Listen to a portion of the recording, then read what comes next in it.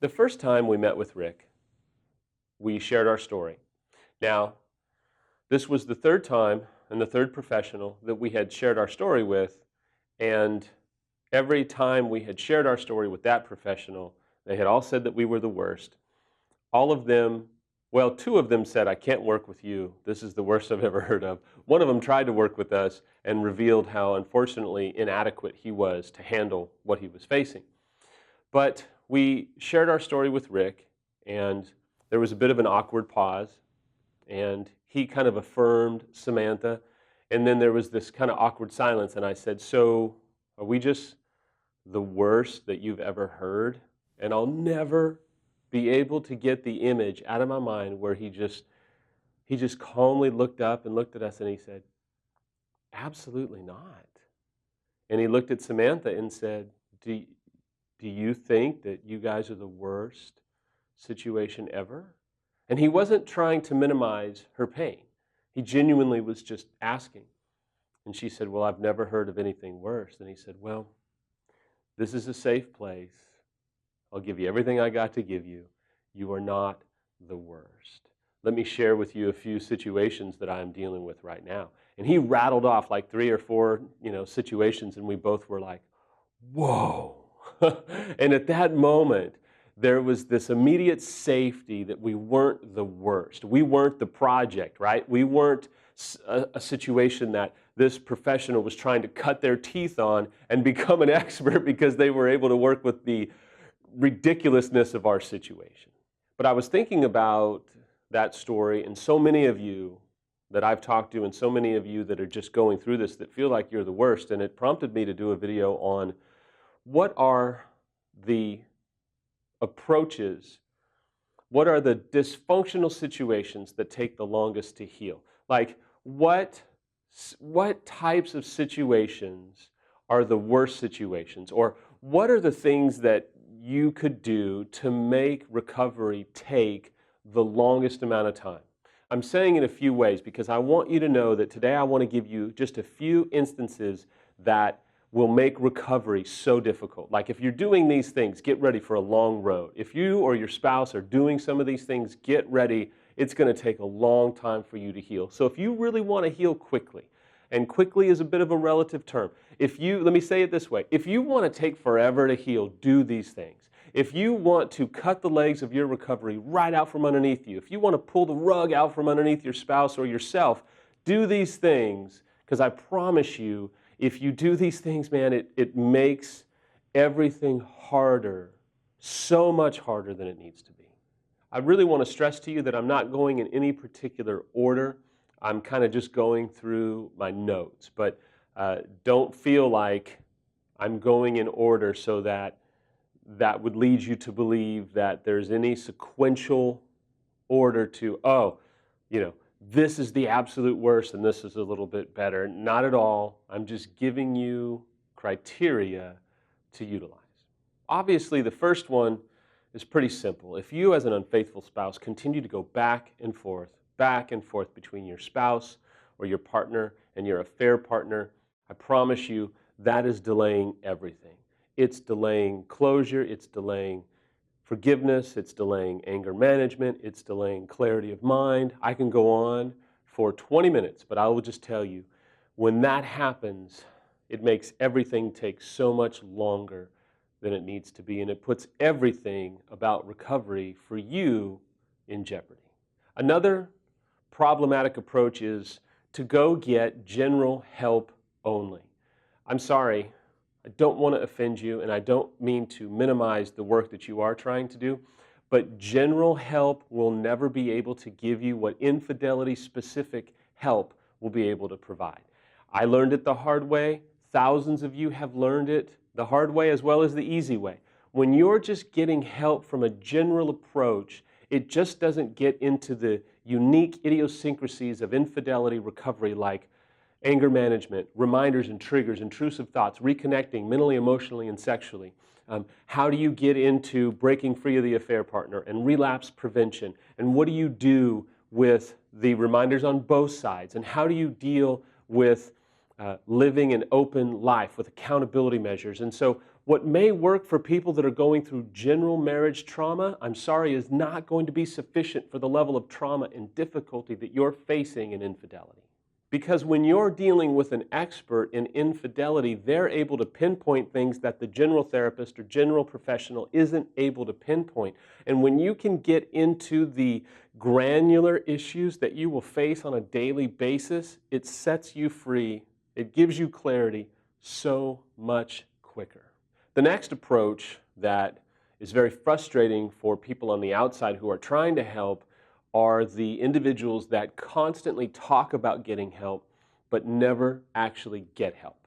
They will talk about, yeah, we need to do this, or yeah, we need to do that, but I'm so busy, we've got kids, my spouse travels, I travel, there's so much going on.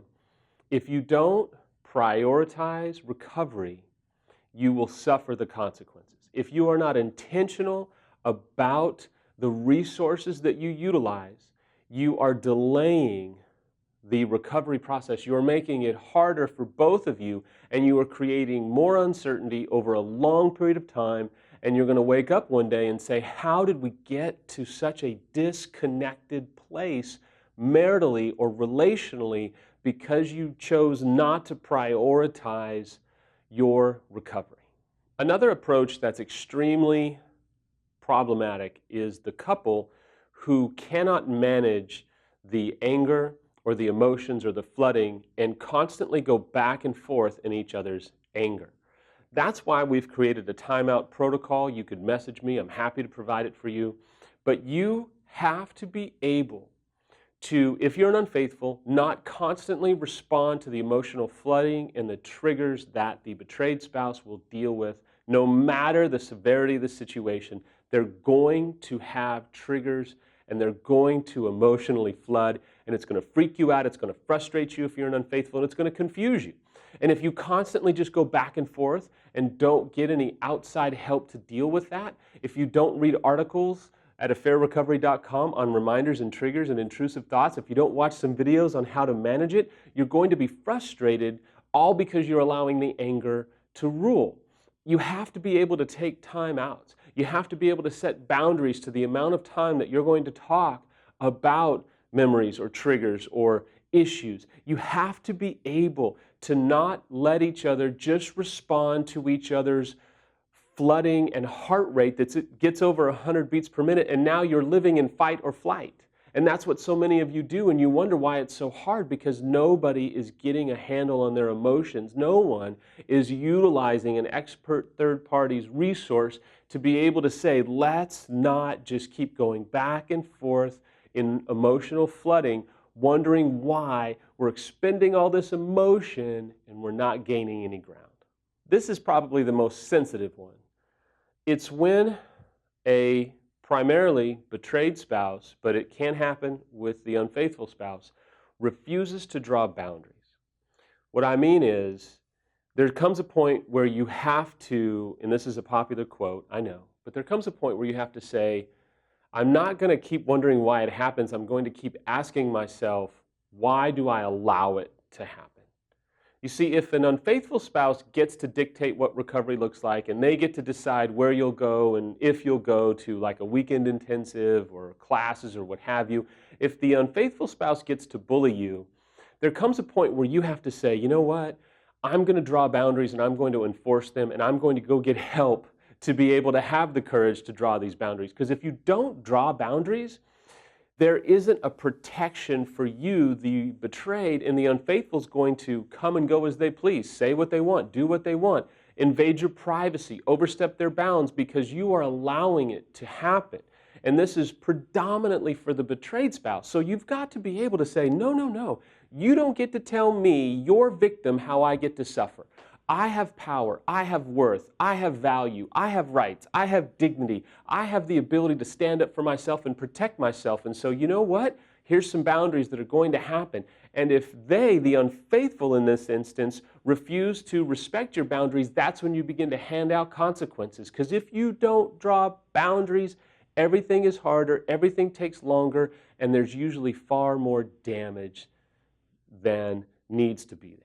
Now let me switch gears. There's a point where the unfaithful has to say, I'm going to draw some boundaries. So I don't mean to just be funny, but if your betrayed spouse can't manage their anger and continues to throw things at you or rage at you or hit you or what have you, there's a point where you have to say, look, I'm not coming over if we are going to begin to lash out at each other.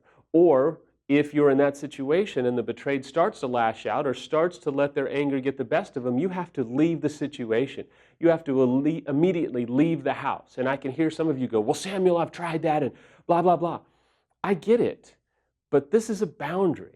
You're protecting yourself. You're even protecting your betrayed spouse by drawing these boundaries, because if you don't have proper boundaries, it's going to cause more damage, more collateral damage, and it's going to push you further and further away from both your spouse and the recovery process. Another easy one is not providing full disclosure if you're an unfaithful spouse. I'm sorry. You can come to an EMS weekend. You can go see some of the best therapists in the entire world.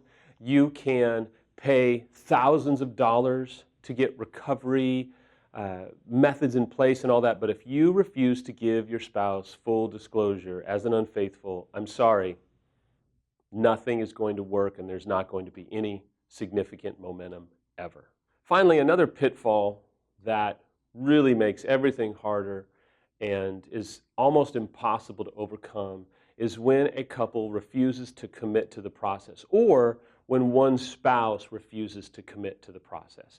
I mean, there comes a point where you have to stop just kind of arguing and fighting and going back and forth and blaming and all of that, and you say, you know what, we're going to, number one, find the right process, which I can't recommend anything better in the entire country than the EMS weekend. Or if you can't really kind of approach that financially, then there is the EMS online.